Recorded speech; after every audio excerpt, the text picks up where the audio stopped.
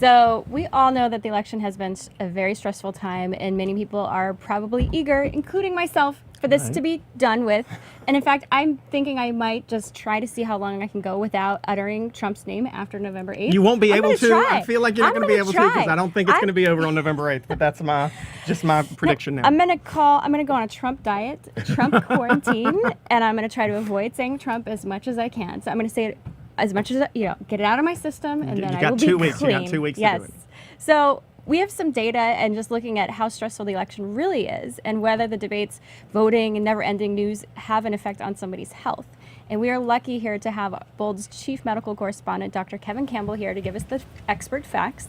And we've also got Tressiana Graves, she's the founder of the Visionary Leadership Network, and Dan Lothian, the founder of heartbeans.com, to discuss stress and how we can communicate and really just heal after this very divisive, stressful election. So let's start with you, Kevin, and welcome to everybody. Kevin, tell us a little bit about stress and what it does to the body physiologically. When we have the amazing amount of stress we're all under when we're sorting out what's going to happen to our country over the next 4 years, we can have things like higher blood pressure, faster heart rates. We tend to stress eat and stress drink and do all these things that put extra pounds on. So what really happens is we, raise our risk for heart disease, for stroke, all these other things. If you're just sitting around and have this underlying condition, maybe you have coronary artery disease or heart disease, and you don't know it, this could put you over the edge and actually precipitate a cardiac event. Wow. How do you prevent yourself from becoming overwhelmed and too stressed in a situation like this, Tressiana? I have to say, this is one of the most tenacious times. It's a contradiction, right? In one ways, we're seeing everyone coming together in ways we haven't seen before, where people are realizing they have a voice, their opinions matter. But at the same time, because it's such a divisive tone and the stakes are so high, what I see as being something that we're going to have to work at healing, actually, after this is all over, is how do you respect different people's opinion? I can't tell you how many people liaise with us, email us, and let us know that they are afraid at this point of expressing what they feel on the internet, even amongst their friends. So I'm not sure that there are actually going to be clear pathways unless we first identify that there really has to be a transition, regardless of who's elected, to getting back to a point where we understand that different people's opinions have validity, although it's hard if you're on one side. And Dan, let's pull you into the conversation. So you have a new website that you're a co-founder on, heartbeans.com, and you guys are specifically looking at how to look at someone at the human level versus things external, like a political level or a money level, things like that. Tell us, what's the secret in terms of how can we heal and just move past what's been happening, this angry divisiveness? Right. Well, and thanks for having me on the show. I think, part of the problem is drowning out a lot of the noise. I was traveling the last few days and listening to some of the people sitting behind me, and they were all talking about the politics of the divisiveness in this country and saying that they've never seen anything like this before. You can't escape it, no matter where you are. You hear this negative talk. And so at Heartbeans, what we're trying to do is to tell people, take a step back from all of the noise and focus on some of the things that are working. We can spend a lot of time just sort of eating away at ourselves, focusing on, oh no, these two candidates, we may not like either one of them, or we may be looking at, what's happening overseas, there's a terrorism attack or whatever it might be, and we focus on those things and it can really destroy us. And what we're saying is focus on something that's positive. What is going right in your life today? How are things going well at your job? Do you have your health? Are you able to make a living? Are you able to go out and exercise and feel good? There are so many things that are positive, yet we spend so much time focusing on the negative, and that's what we're trying to do, is to get people to shift the attention to that.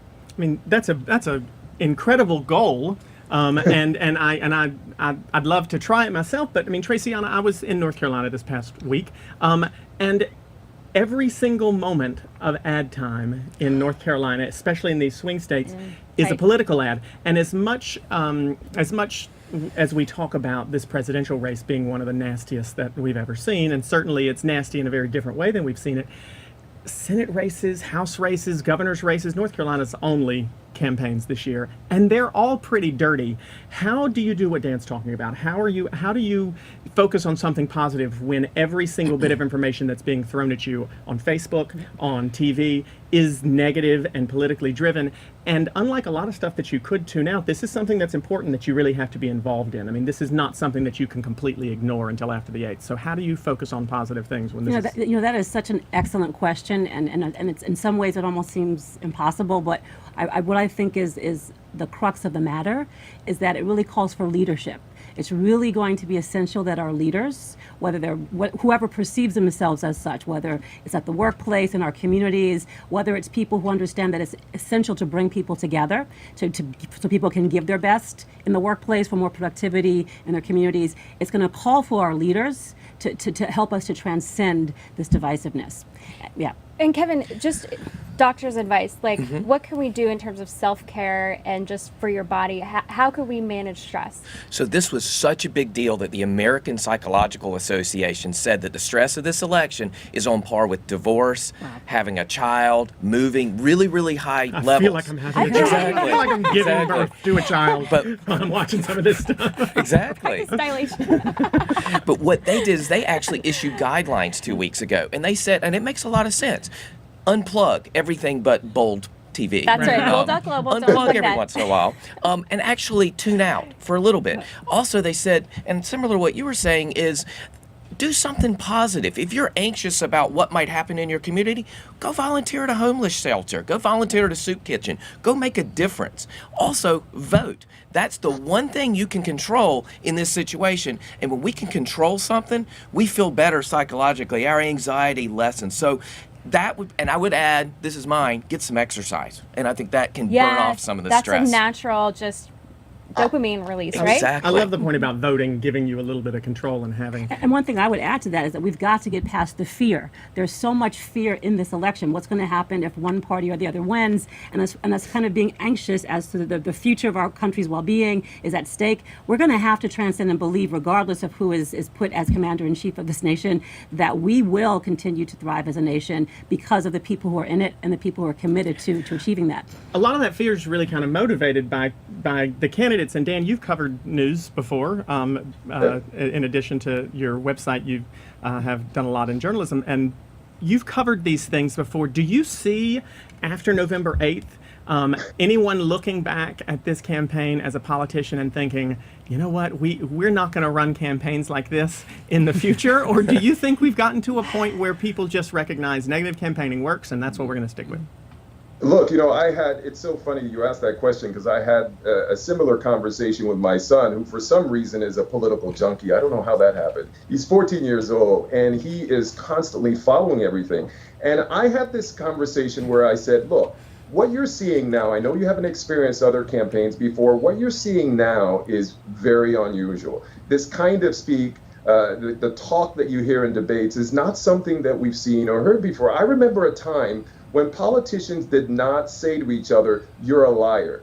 That was like, wow, you're trying to see if they're going to call them a liar, but they'll say they bend the truth or something like that. And now we've gone well beyond that. I truly hope that this is the last time that we'll see this kind of tone. I don't think it's going to, change overnight. I think it'll take a while for everyone's wounds to get healed. But I think as long as you have candidates who are willing to act a little bit more presidential and not go to the depths that we've seen in this campaign, I hope that we can go back to the way that it was before. Not saying that the past was perfect. We can point to a lot of mistakes that have happened over the years and a lot of terrible talk from politicians, but we've never seen it go to... Yeah, you know what, Dan? That's very interesting because that's the ironic thing about the Trump slogan, which is "Make America Great Again." And he's actually making America worse now. How many politicians that we didn't like in the past would we just love to have back again? Yes. Carrie, wouldn't you love to give Barack Obama another 6 months if we could reset?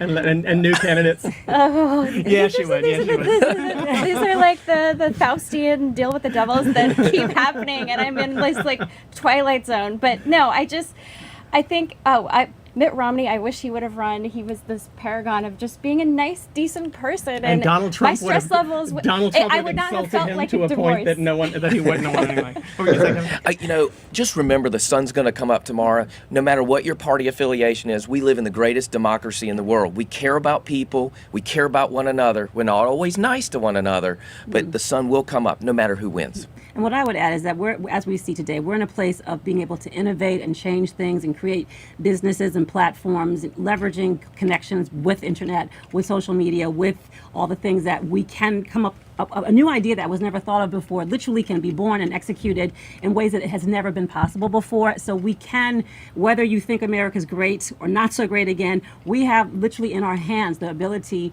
to make it the place that we want it to be. Yes, and all three of you are doing that. We are so grateful to have all three of you here because you are doing exactly what Thank you. Traciana just said. Thank you so much, Dan. Thank you so much, Kevin. And Check out Dan's Traciana. website, Heart Beings. Yes. Thank you. Thanks so much, guys.